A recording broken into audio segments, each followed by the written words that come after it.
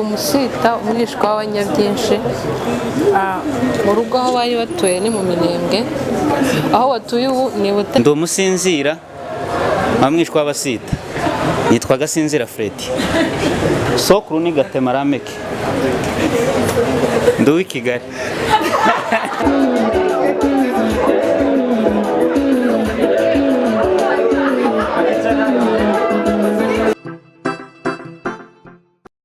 Twatangira twibwirana hagati yacu. Niba duhera aha sinzi. Kaduhere hariya twibwirana. Urahaguruka utubwire izina, umurara wawe. Nitwa Ndagiro Reponse, ndi umunyabyinshi umwishwa w'abasinga, ntuye Kacyiru, nigaga Remera Rukoma. Nitwa Mugisha Steven, ndi umusinzira umwishwa w'abatura, mahuzu tuyamanitse Butare, nanjye nize Remera Rukoma. Murakoze. Nitwa Mucyo Iva, ndi umwega, ndi umwishwa w'abagorora, abega b'abashawuzi, mu rugo hari kumurambya ku ndondo. Nanjye nitwa Mukire John, ndi umuheto umwishwa w'abasita, iwacu hari ku Kabara, abantuye i Rusizi ariko manitse imyenda hano hakurya i Remera. Ikindi sogokuru yitwaga Sebutugutira, twabaga ku Kabara. Nitwa Ingabire Peace, mu rugo hari mu Minembwe, ubu ni mu Mutara. Papa yitwa Rukuza na sogokuru yitwa Rukuzi. Nitwa Sirire, nkaba ndi umusita, nkaba umwishwa w'abanyabyinshi, mu rugo ni Muhanga. Papa yitwa Sebatware, mu rugo twari dutuye mu Magunga. Nitwa Ndaruhutse, ndi umudarwa w'umupfizi, umwishwa w'abitira, mu rugo ni Nyanza, ruguru twari dutuye mu Karinga. Papa ni Sebagabo wa Gashindi wa Rudakema. Nitwa Nyadiamaline, ndi umudahugwa w'abapfizi, nkaba umwishwa w'abasinzira, mu rugo hari mu Rurambo, ubu ngubu dutuye Kacyiru. Papa yitwa Ruhima Bonome, sokuru yitwa Ruhima Andre. Nanjye nitwa Mutimukeye Joli, ndi umuhiga, nkaba umwishwa w'abasita, mu rugo ni mu Minembwe, n'ubwo niho bagituye ku Runundu. Papa ni Ntimugura Dieudonné, sokuru ni Ndabana Sadoke. Ndi umunyendondo, amazina ni Mugisha Ndategwa Salomo, mu rugo ni Kigali. Data ni Moza Lazaro wa Ruvumera wa Ndategwa. Amazina nitwa Mugisha Eric, iwacu hari mu Minembwe. Papa nitwa Mugisha Eric, natanya nivuga nuko mbona bamwe bari kure ahandi. So papa yitwa Juste, sogokuru yitwa Ruhatana, dutiye ku Ndondo.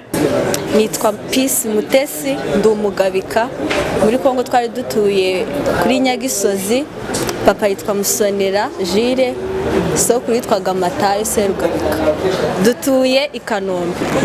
Nitwa Jolie, ndi umugorora, nkaba umwishwa w'abitira, mu rugo twari dutuye mu Mibunda, ubu dutuye i Remera. Nitwa Batamuriza Yvonne, ntuye Kimironko, mu rugo twari dutuye ku Mutano.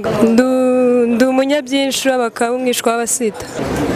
Nitwa Mutoni wa Sekeria, mu rugo hari kuri Nyakirango, ubu aho twanditse amahuzu ni Kicukiro.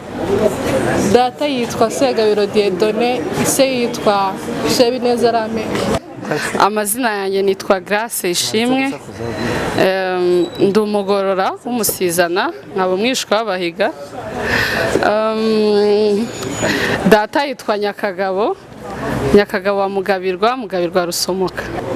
Amazina ni Ndabunguye Charles, nkaba ndi umusegege umwishwa w'abagorora, mu rugo twari dutuye muri Kongo ni mu Mibunda, aho dutuye ubu ngubu ni i Kigali. Amazina yanjye ni Ruboneka Justice, aba ndi umudahurwa w'umwishywa w'abagorora, aho mu rugo ni Nyamirambo. Nitwa Patrick Ndarishize, ndi umuhiga w'abarundi, ndi umwishwa w'abazigaba, dutuye i Kanombe. Nitwa Jolie Kamariza, ndi umugore w'abagabika, nkaba umwishwa w'abasinzira. Nitwa Mbonye Amahoro Dieu Merci, Ndi umugorora mu nzu y'abagabika nkaba umwishwa w'abasita. Amazina yanjye nitwa Mucyo Konsole, ndi umunyakaramu umwishwa w'abasinga. Amazina yanjye nitwa Ruhorimbere Fred, ndi umwitira nka umwishwa w'abahiga. Muhira twari dutuye mu Minembwe, ubu dutuye hano Shimironko. Nitwa Uwase Anita, ndi umusita umwishwa w'abanyabyinshi. Mu rugo aho bari batuye ni mu Minembwe, aho batuye ubu ni Butare. Papa yitwa Rutambwe Simeo, sokuru yitwa Muberwa Yona. Banyita Zicaza, nkaba ndi umwongera umwishwa w'abanyabyinshi. Iwacu ni mu Gahwera mu Mpugamo mu Minembwe. Data yitwa Bigabo wa Bigaraba. Murakoze. Nitwa Uwitonze Jolie, mu rugo bari batuye mu Kigazura, ubu ngubu dutuye Masaka. Papa yitwa Mutware Fidel, akaba ari umuhungu wa Mudacumura. Nitwa Mutoni Ruturwa Aime, mu rugo twari dutuye mu Kamuntu. Papa ni Ruturwa Kabutoka, ndi umunyabyinshi w'umuhire umwishwa w'abega. Nitwa Ikirezi Neri, ndi umunyabyinshi umwishwa w'abega. Papa yitwa Harerimana Charles, hanyuma sokuru yitwa Rwigina.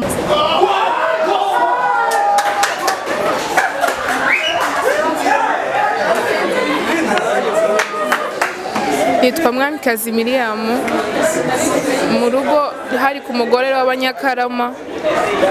Ndi umunyakarama, mu rugo twari dutuye ku mugore w'abanyakarama. Papa ni Bizimana Jerome, akaba ari umuhungu wa muganga. Nitwa Bizimana Jules Ndayishimiye, ndi umugunga w'umudinzi. Ntuye mu rugo wacu hari mu Mikarati. Papa yitwa Bizimana Simeo, na sogokuru yitwaga Simiyoni. Yarasinziriye, turamutegereje. Ubu nyine ntuye Nyamata. Nanjye nitwa Zikia Janvier, iwacu ni mu Minembwe. Data yitwa Ndayizwa, ndi umusinziri umwishwa w'abega.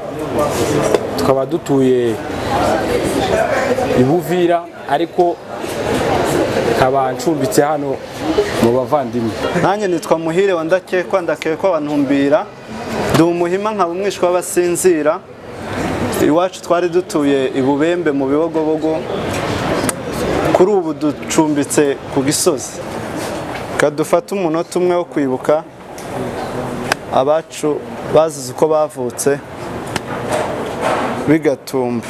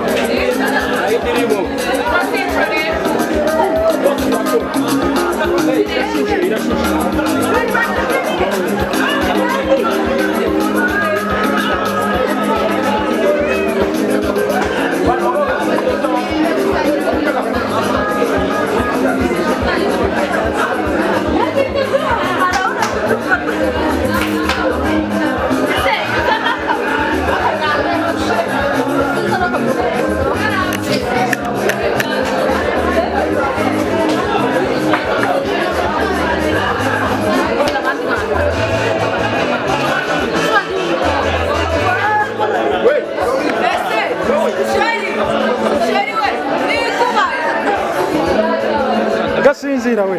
Katara romantique.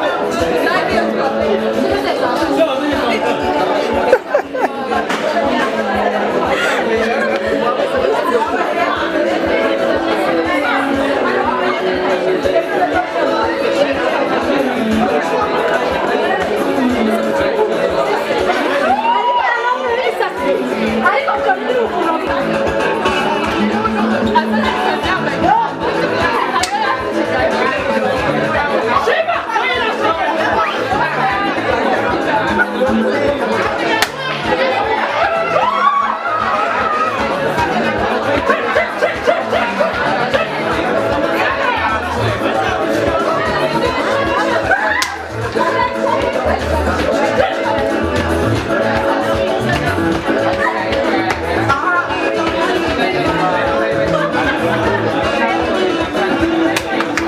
ikaze dufite abakunzi ba DBN TV.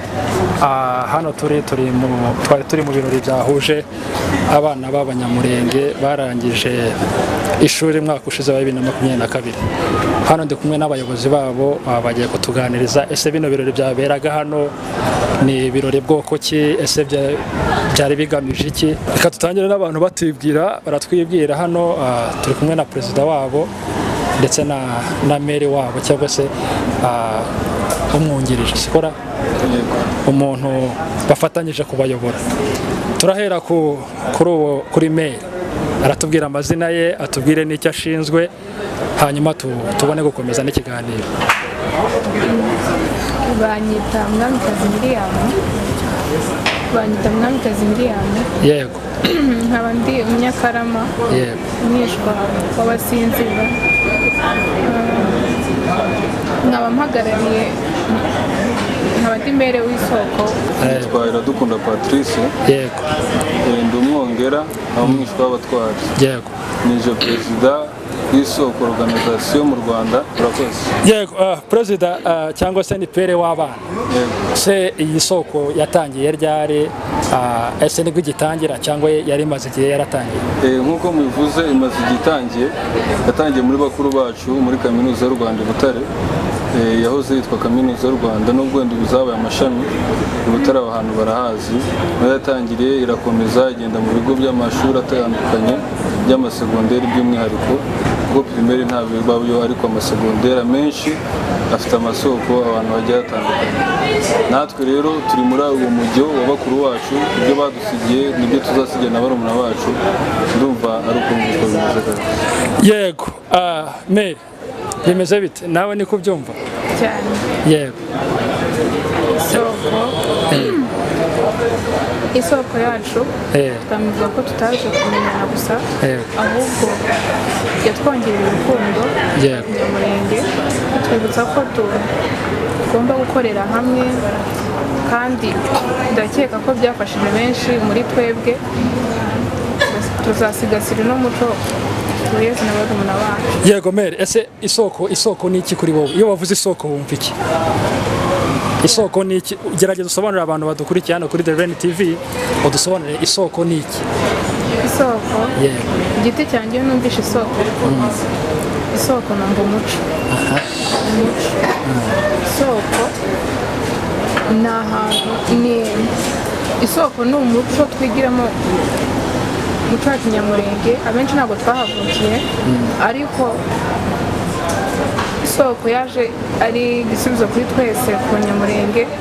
Isoko twigiramo umuco, twigiramo byinshi, amateka ya ruguru, bityo bikabasha gutuma twese tubimenya. Yego, dusubire kuri perezida. Twabonye hano hari abana benshi, hari abana b'ingeri zose, bagiye batwibwira, batubwira aho bakomoka, batubwira imirara yabo. Ese aba bana bose bangana gutya kuba managinga ubigenza gute nawe nka perezida wabo? Yego, nk'uko mugenzi wanjye yavuze, iyo umwana afite umuco biroroha kumuyobora, kandi uretse no kuvuga ngo isoko ni umuco, isoko ni umuryango. Kuyobora umuryango biroroha kuruta kuyobora igihugu, kuyobora kampani runaka. Iyo ari umuryango ibintu murumvikana, umuryango mukorera hamwe, umuryango aba arimo urukundo. Kubiyobora rero ntabwo ari ibintu bingora cyane, kuko bamwe ni abavandimwe twahuye tutaziranye ariko kubw'amaraso turamenyana. Ubwo urumva rero kuyobora abantu mu buje ibitekerezo biroroshye cyane. Tufatizanya hamwe kuzamura umuryango, ntabwo uvuga ngo uyu ni mukuru cyangwa umuto, dukora hamwe twese. Yego, perezida, usanga abana hari bamwe b'abana b'abanyamurenge bataba bashaka kwemera ko ari abanyamurenge mu bigo bitandukanye. Tubiye kuyoboye abana barangije umwaka ushize. Yego. Iyo uganiriye n'umwana w'umunyamurenge ntavuga ikinyamurenge, ahubwo yitransfera mu kinyarwanda cyane kurusha ikinyamurenge. Abo ni babandi bavukiye n'ahangaha. Ese wowe nk'iyo ugiye kubashaka ngo bazane baze mu isoko, ubigenza gute? Hari bamwe banga kuza cyangwa hari izindi strategy ukoresha? Nk'uko bivuze munyamakuru, nta hantu hataba challenge cyangwa se imbogamizi. Umwana akuriye hano kumubwira bitewe n'inshuti ze hari igihe bigorana, ariko kuba natwe twarahakuriye cyangwa bamwe muri twe twarahavukiye cyangwa se tuhakuriye, biroroha kubwira umuntu uzi faiblesse ye, biroroha kuruta kubwira umuntu utazi faiblesse ye. Urumva natwe tuhamaze igihe kinini tubana n'abo banyarwanda tukanabana n'abanyamurenge. Rero abana b'abanyamurenge kumubwira ubwoko bwe icambere ababizi niyo uzanga ariko ntaho yobyikuramo, niwe n'umunyamurenge kandi ntagafite kwihakana. Rero umuganiriza mu kinyabupfura, icyo ni icambere, urukundo n'ubugwaneza. Ashobora kuzanga ubwa mbere, ubwa kabiri, kandi umuryango ntawe wabana. Ese wowe munyamakuru wakwanga umuntu ugufata neza? Ntabwo bibaho. Isoko rero ufata umwana neza, imwigisha umuco, ni uko nguko abana tubafata kandi bigenda neza kabisa. Yes, Mary, urabyumva gute nawe? Ngewe ko mbyumva, ntabwo wafata umwana wakuriye hano mu Rwanda ngo umunake umushyire igitutu ngo ngwino muri famiye. Icyambere uramuganiriza ukamubwira ibyiza by'isoko, ukamubwira ibyiza nyine akura muri uwo muryango, ukamushishikariza kuyibamo, ukagenda gahoro gahoro. Ntabwo mushaye igitutu ngo ngwino muri famiye, uramuganiriza gahoro kandi ukamubwira ibyiza bya famiye. Ndakeka iyo abonye urukundo mwebwe mufite mukamwitaho, namwe abona ko isoko ari nziza ubundi akazayizamo, kandi ndakeka.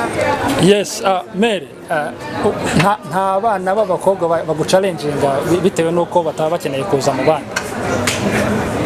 Cyane cyane mvuze ku bakobwa ko ni wowe ugomba kubashaka abakobwa mu bazane. Niko uyu muyobozi wanyu ntiyajya gushaka abakobwa kandi abazi ko uhari, nawe ugomba kujya kubazana. Ese iyo ugiye kubareba nta challenge uhura nazo? Oya. Niyo wahura nayo nyine bakanga kuza, ni bya bindi nakubwiye. Ubereka urukundo, ukababwira ibyiza nyine, iby'isoko, ukababwira ko kuyizamo ntacyo bitwaye, kandi iyo ubona ukabitaho, kandi iyo ubitayeho ayizamo. Reka dusubire kuri pere wanyu. Pere, mukoze umuhuro, umuhuro urarangiye. Ese gahunda irangiriye hano cyangwa izakomeza? Nkuko nabikubwiye, si ubwa mbere, si n'ubwa nyuma, si n'ubwa kabiri, bizakomeza kuko turi umuryango, tuba dukumburanye. Bamwe bavuye mu ntara, abandi bavuye mu mujyi wa Kigali. Urumva rero ni umuryango, kandi umuryango ntabwo ugishira, umuryango ahubwo urushaho kwaguka. So ndumva ko atari uyu munsi gusa, si n'ejo, bizakomeza kabisa. Yego. Perezida, ni izihe nama wagira abantu batari bisanga mu muryango, cyangwa se abana b'abanyamurenge bakitinya kuva mu bandi, batinya kwisanga mu bandi banyamurenge? Niko navuga, kuko nibyo byabazanye hano, no kugira ngo muhurize hamwe muganire ku muco wa kinyamurenge. Siko bimeze? So rero nkahita nkubaza, ese abantu bamwe bakitinya abana b'abanyamurenge, ese ni izihe nama wabagira nkawe nka pere w'isoko? Icyambere, abana b'abanyamurenge nabagiraho inama ni ugukunda uwo uriwe kuruta gukunda famiye, kandi ntaho wabicikira. Uri umunyamurenge, waba uri muri Amerika, waba uri mu Rwanda, waba uri mu Bugande, uri umunyamurenge. Kandi kuvuga ngo nabagiriye inama, icyambere ni ukwikunda. Iyo wikunze ukamenya uwo uriwe, biroroha gukunda umuryango. Ariko se waba utikunze ugakunda umuryango? Abandi bagira wenda ipfunwe ryo kuvuga ko ari abanyamurenge. Abana b'abanyamurenge turabaswa kuba turimo hano muri famiye, twabuze icyo dukora. Turi kubona hano mere wanje hasuzuguritse, ntago ari ahantu haza abantu babuze icyo bakora. Icyo ni icyambere. Ni abantu bize, bafite amalisanse, ni abantu bize neza bagatsinda, simbura mumaro. Ni umuryango uduhuza twese nk'abanyamurenge kugira ngo turusheho guterana imbaraga no kuzamura. Yego Mary, bakangura rero kuza mu muryango n'abandi bataritumye. Mary, gira nawe icyo tubwira hanyuma tujya kwerekeza ku musozo. Nanjye nabwira abana b'abanyamurenge bakitinya, ni ugutinyuka bagakunda umuryango, bakumva ko nyine niyo nkomoko yabo, babanza bakunda inkomoko yabo mbere y'uko bitinyuka, kandi bakunda uko bari nyine, uko bari we. Bizatuma baba proud y'umuco wacu, kandi niba itinyuka bagakunda n'umuco. Yes, turasoje Perezida. wavukiye mu Rwanda? Navukiye mu Rwanda. Gerageza tubwire akantu wakoze mu bwana bwawe kugira ngo dusoze na gace rero tujya dukora hano kuri Reni TV kugira ngo abantu bajye muri mode yo guseka mbese. Nakaye kadefo wakoze mu bwana bwawe ukiri umwana uzahora wibuka mu bitekerezo byawe? Akadefo nakoze mu bwana bwanje, yego, ni umubyeyi twari duturanye w'umunyarwanda, yego, yarankundaga, ariko akunda kunywa inzoga, yego. Umunsi umwe noneho kuko papa yari umuadeperi n'ubu ni umuadeperi, akambuza nyine kujayo. Noneho arambwira ngo kuko ni inshuti yiwe ngo nkwe ku nzoga. Sinanayinyweye. Warayinyweye se? Narayinyweye ndayicira, sinayinyweye. Ntabwo kantu kambayeho kana n'ubu kaza kansetsa. Yes, Mary, nakaye kantu we kakubayeho mu buzima bwawe mu bwana bwawe mbese ukiri mutoya? Ni muto cyane. Yego. Ye ntabwo navuga ko nari nkiri muto cyane, nari nakuze. Bikaba ari n'isomo nashaka gutanga kwa n'abanyamurenge. Ni ukujya mu bigo, ikigo cya tronkomeyeho n'izi tronkomeye. Nta soko yahabaga, ariko hari umuntu wambajije w'umunyarwanda ati uri umunyamurenge. Ndabipinga nyine ndangiza tronkomeye nkibipinga. Aho ngaho nakuye isomo, ngeze superiye nahasanze isoko, kugeza aho nubwo wari kumbwira ngo ngende mu nzira byanditse kuganga byari kugenda neza ntari kubikora, ariko nyine biba isomo ku bana b'abanyamurenge babe proud yabyo, niyo hatasanga isoko ku kigo yajyaho ku buryo yanayikeya bibaye na ngombwa. Yes, turabashimiye mwakoze kutwitaba. Iyi ni Reni TV. Icyo mukora murakora subscribe, mufite icyo mushaka kuvuga kuri aba bantu muratwandikira hasi, hanyuma ubutumwa turabubagezaho. Iyi TV ni The Reni TV. Nawe butavuze ko ari iyihe channel? NTV. NTV. NTV. NTV.